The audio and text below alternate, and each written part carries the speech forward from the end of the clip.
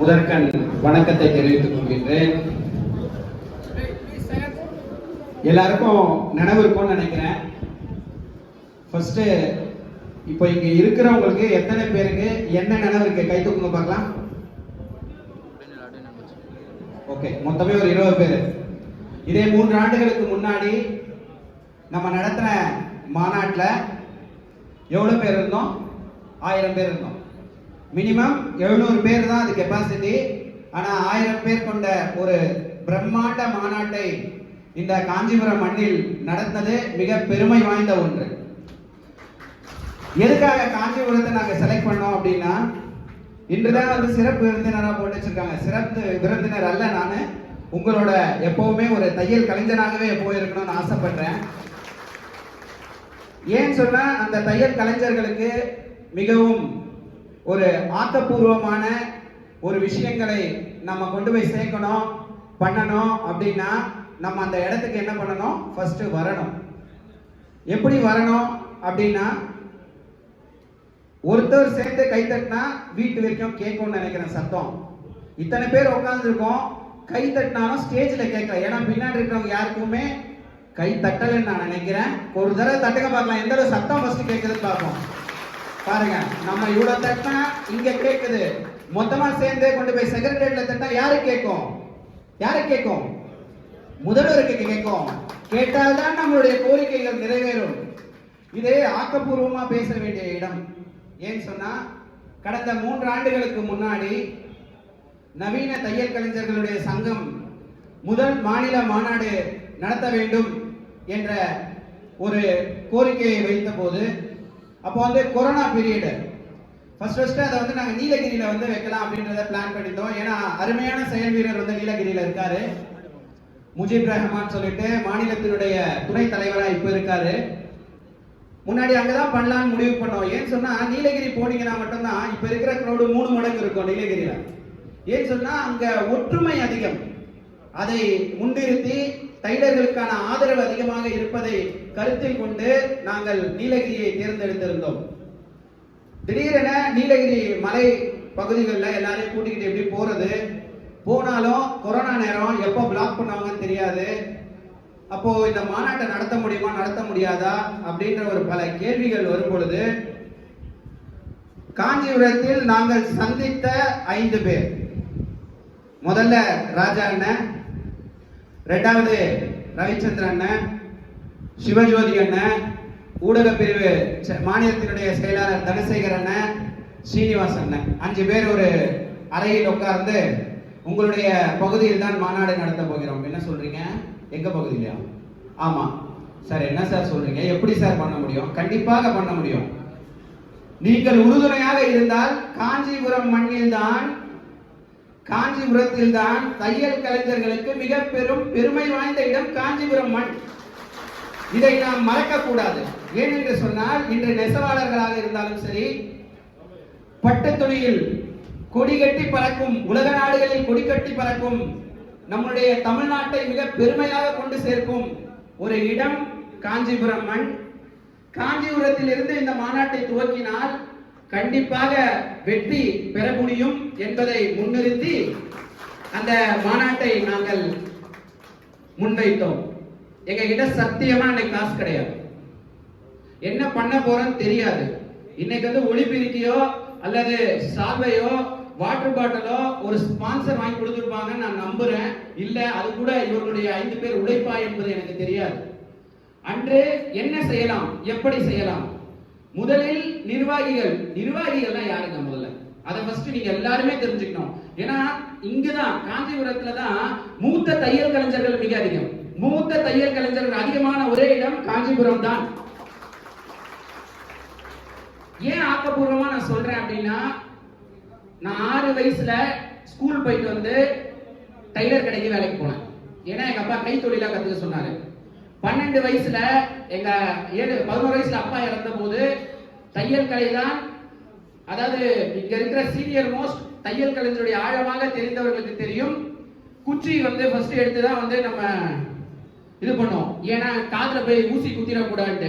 அதிலிருந்து ஆரம்பித்தவன் நான் தையல் தொழிலை. மிக பெருமையாக இருக்கும். ஏனென்று சொன்னால் அன்று நான் என் தந்தையை சொன்னது போல அவருக்கு முன்னாடியே தெரியுமா என்னவோ அவரு போய் சேர்ந்துருவாருன்ட்டு அதுக்கு முன்னாடி எங்களை அலர்ட் பண்ணிட்டு போயிட்டார். அந்த தொழில் தான் என்னை 21 வயது வரை 6வது படித்த என்னை 21 வயது வரை எங்கள் குடும்பத்தை காப்பாற்ற மிக உறுதுணையாக இருந்த தொழில் தையல் தொழில். அன்று 17 வயதில் டிவிகேஎஸ் மணி உங்க எல்லாருக்குமே சீனியர் மோஸ்டுக்கு தெரியும் நான் நம்புறேன். அன்று தலைமை ஏற்று வள்ளுவர் கோட்டத்தில் நடைபெற்ற மாநாட்டிற்கு இந்த சிறுவனை கொடி பிடிக்க சொல்லுங்கள் என்று சொன்னார். அன்று சொன்னது எதற்காக சொன்னார் தெரியவில்லை. இன்று இந்த மேடையில் பேசுவதற்காக தான் அன்றே சொன்னாரா என்றும் தெரியவில்லை. ஏன் என்று சொன்னால் அன்று அவர் சொல்லும் பொழுது சின்ன சிறுவனாக இருந்தது நானும் ஒருவன். அதில் மற்றவர்கள் எல்லாம் குடும்பத்தோடு வந்திருந்தார்கள். தையல் கலைஞருடைய அந்த தினத்தன்று அன்று அது அரசியலுக்காக பண்ணப்பட்டாலும் பல விஷயங்களுக்காக முன்னிறுத்தப்பட்டாலும் தையல் கலைஞர்களுக்கான ஒரு மாபெரும் பல கோரிக்கைகளை வைப்பதற்கு முன்னுதாரணமாக அந்த மாநாடு நடைபெற்றது. இன்று அந்த சங்கம் இல்லவே இல்லை என்று சொல்கின்றார்கள். பல இடங்களில் பிரிந்து செயல்படுவதாக சொல்கின்றார்கள். அது முக்கியம் அல்ல, ஒன்றுதான் முக்கியம். தையல் கலை என்று சொன்னால் நாம் அனைவரும் எழுந்து நிற்க வேண்டும். ஏன் என்று சொன்னால் தையல் கலை இப்ப நீங்க ரோட்ல போயிட்டு ஒரு மல்லிகை கடையில சின்ன பிரச்சனை பட்டு வந்துருங்க பார்க்கலாம். வர முடியுமா? முடியுமா? முடியாதா? ஏன் முடியாது? அதாவது தமிழ்நாடு வணிகர் சங்க பேரமைப்புன்னு சொல்லிட்டு ஒரு அருமையான கூட்டமைப்பை வச்சு அதற்கு ஒரு தலைமை ஏற்று அதை நிர்வாகம் செய்து அவர்களுக்கு ஒரு பிரச்சனை என்று சொன்னால் அங்க 500 பேர் உடனே சேர்ந்துருவாங்க. உண்மைதானே? இப்போ நம்ம டைலர் காஞ்சிபுரத்துல ஒருத்தர் பிரச்சனை, எத்தனை பேர் இமிடியேட்டா கடையை மூட்டு வருவீங்க? கை தூக்குங்க பார்க்கலாம். இன்னையில இருந்து அந்த சபதம் எடுத்துப்போம். இனி காஞ்சிபுரத்துல ஒரு தையல் கலைஞருக்கு பிரச்சனை என்று சொன்னால் அத்தனை தையல் கலைஞர்களும் அந்த இடத்திற்கு வருவோமா? வருவோமா? இதை உறுதியாக முதலில் எடுத்துக்கொள்ளுங்கள். ஏனென்று சொன்னால் ஒற்றுமை மட்டுமே அடுத்த இடத்திற்கு ஓங்கி நிற்கும் என்பதை நீங்கள் உறுதியாக எடுத்துக்கொள்ள வேண்டும்.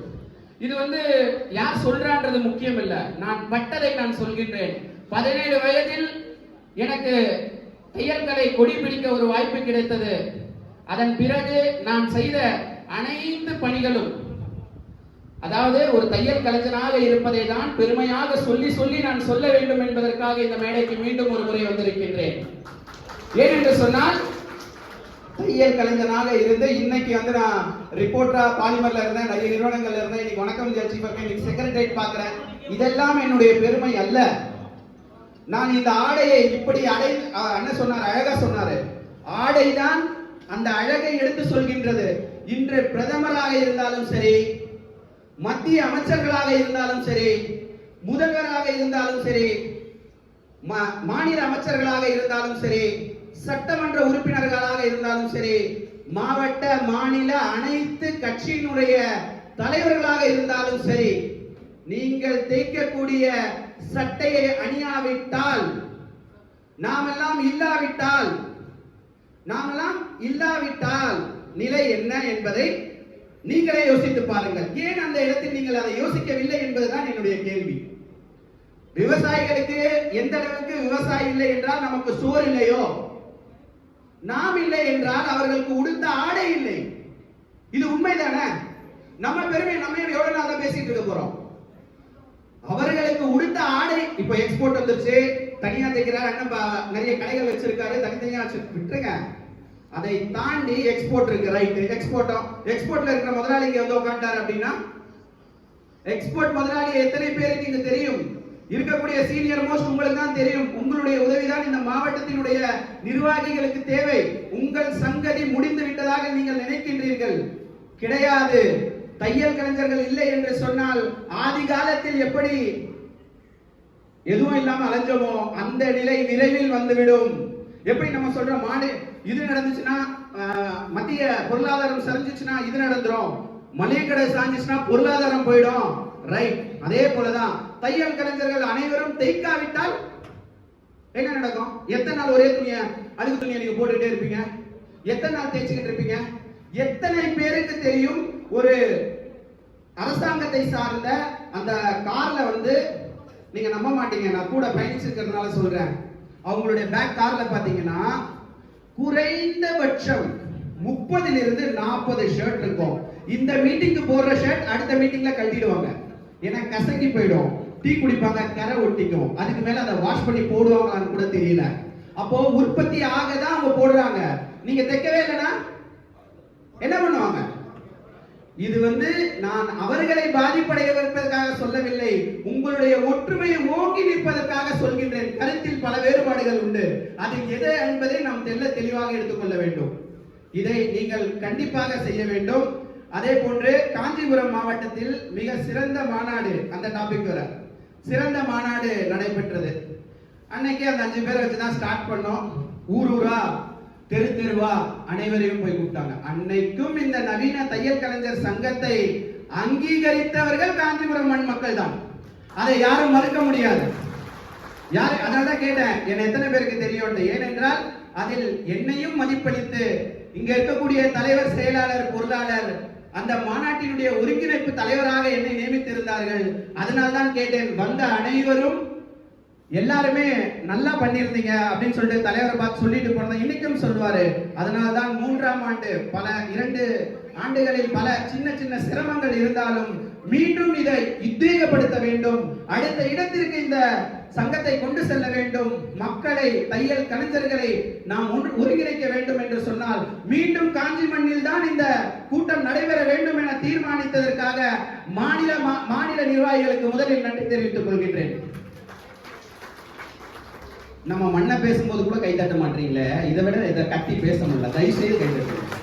ஏன்னு சொன்னா இது எனக்கு தட்டது கிடையாது, மாநில நிர்வாகிகளை பத்தி பேசியிருக்கேன். அப்போ கூட உங்களுக்கு அந்த ஒரு கான்ஃபிடென்ட் இல்லையா? டெஃபினட்டா நீங்க கான்ஃபிடென்ட்டா இருங்க. டெஃபினட்டா அவங்களுடைய அச்சீவ்மெண்ட் ரொம்ப சீக்கிரமா உங்களுக்கு தெளிவா தெரியும். எல்லாருக்கும் ஒரே ஒரு ரிக்வெஸ்ட் தான், நிறைய பேசணும்னா பேசிக்கிட்டே போகலாம். ஒரே ஒரு விஷயம் உங்க எல்லாருக்கும் சொல்லணும்னு நினைக்கிறேன். காஞ்சிபுரத்துல குறிப்பா இப்பொழுது இருக்கக்கூடிய உறுப்பினர்கள் பார்த்தா 100 உறுப்பினர்கள். ஆனா இங்க வந்திருக்கிறவங்களே 200 பேர் இருக்கீங்க.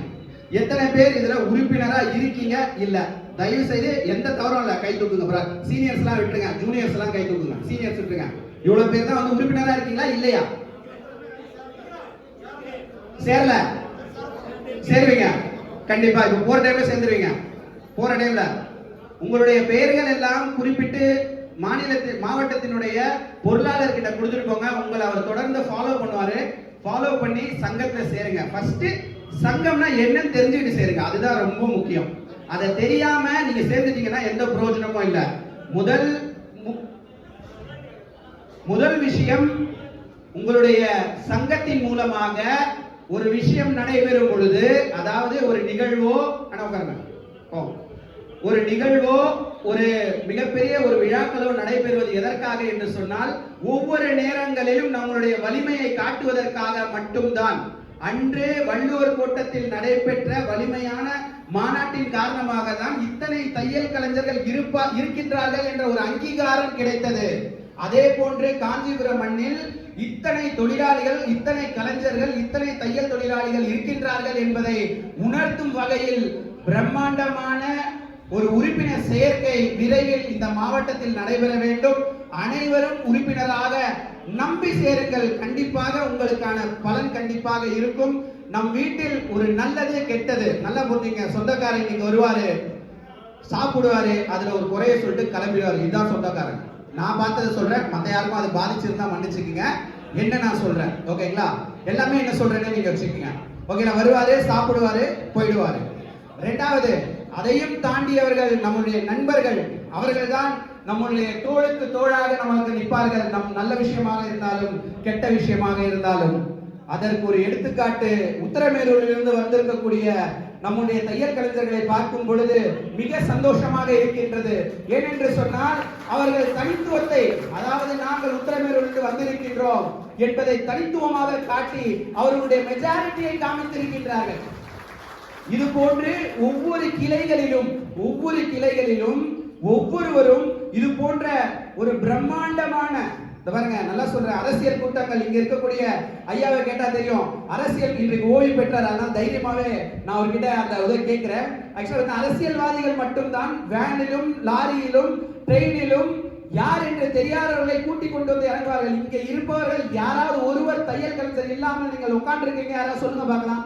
யாருமே சொல்ல முடியாது. ஏனென்றால் உணர்வு பூர்வமாக வந்திருக்கின்றீர்கள். அந்த உணர்வு பூர்வமான பல மாநாடுகள் பல இடங்களில் நீங்கள் பார்க்கும் பொழுது இது போல ஒரு Dress, லேடிஸ்னா ஒரு saree, அது தனித்தனியா காட்டுவாங்க. அது வந்து நம்ம மாநாட்டில எல்லாம் பார்த்திருக்கோம். அது எல்லாமே இவங்க தான் எடுத்து கொடுப்பாங்க. அதை கட்டிட்டு வர வேண்டியதான் வேலை. அவங்களுக்கு வந்தாங்கன்னா எல்லாமே கொடுத்து அனுப்பிச்சிடுவாங்க. நம்ம அப்படி கிடையாது. பாருங்க, உணர்வோட செஞ்சிருக்காங்க. நான் தையல் கலைஞர், நான் பாத்துக்கோ, என் ஷர்ட்டை நான் தச்சு போட்டு வந்திருக்கேன் அப்படின்னு இருக்காங்க. இது போன்று நம்ம எல்லாருமே என்ன போடணும்? கோட்டு போட்டு போய் நிக்கணும். இதுதான் ஏன் நமக்கு நாமே அங்கீகாரம் கொடுத்துக்க கூடாது. அந்த இடத்திற்கு வாங்க முதல்ல. ஏன் நமக்கு நாமே அங்கீகாரம் கொடுத்துக்க கூடாது? ஒருத்தவங்களுக்கு பிளவுஸ் நம்ம வந்து தைச்சு தரோம். அவங்க அழகா வந்து திருமணமாக இருக்கட்டும், அவங்களுடைய கலை நிகழ்ச்சிகளாக இருக்கட்டும், நீங்க தைச்சு தரீங்க. ஆனால் உங்கள் குடும்பத்திற்கு நீங்கள் தைக்கிறீர்களா என்ற கேள்விக்குறிதான். கரெக்ட் தானே? அதே போன்றுதான் அவர்கள் பிளவுஸாக இருந்தாலும் சரி, நம்ம பேண்ட் ஷர்ட்டா இருந்தாலும் சரி, ஃபிட்டா போட்டு போகும்போது தான் தெரியும், ஆஹா இவர் ஏதோ நல்லா தைக்கிறார். எந்த கடை தைக்கிறாங்க? நான் தாங்க தைச்சேன், நான் தாங்க டைலர். இதுதான் நம்மளுடைய அங்கீகாரம். நம்மை பார்த்து தான் நம்மளுடைய கஸ்டமர்ஸ் வந்து என்ன பண்ணணும்? நம்மள ஐயோ சூப்பரா தைப்பாருங்க, அவர் போடுற ஷர்ட் ஜம்முன்னு இருக்குங்க. இதுதான் நம்மளுடைய அங்கீகாரம். இதை மிக அருமையாக செய்த உத்திரமேரூர் முதலில் நன்றியை தெரிவித்துக் கொள்கின்றேன். இனி வரக்கூடிய அனைத்து கூட்டங்களிலும் காஞ்சிபுரம் மண் முதலிடத்தில் இருக்க வேண்டும் என்பதற்காகத்தான் இத்தனை ஆக்கப்பூர்வமாக நான் அனைத்தும் சொல்கின்றேன். சங்கம் என்பது இருந்தால்தான் உங்களுக்கு ஒரு பிரச்சனையாக இருந்தால் அதில் வந்து நிற்பதற்கு வழிவகை செய்யும். அது மாவட்ட ரீதியாக கிளை ரீதியாக பிரச்சனை இருக்கும் போது மாவட்ட நிர்வாகிகள் அந்த பிரச்சனையில் தலையிடுவார்கள். ஆனால் அதுவே மாவட்ட ரீதியாக ஒரு பிரச்சனை இருக்கும் போது மாநில நிர்வாகிகள் தலையிட்டு அதை யார் யாரிடமெல்லாம் கொண்டு போய் சேர்த்து நமக்கு தேவையான அங்கீகாரத்தை வாங்க வேண்டும் என்று சொன்னால் அதற்கு நீங்கள் மிகவும் உறுதுணையாக இருக்க வேண்டும் என்பதை கேட்டு வாய்ப்புக்கு நன்றி கூறி விரைவுகிறேன். நன்றி, வணக்கம்.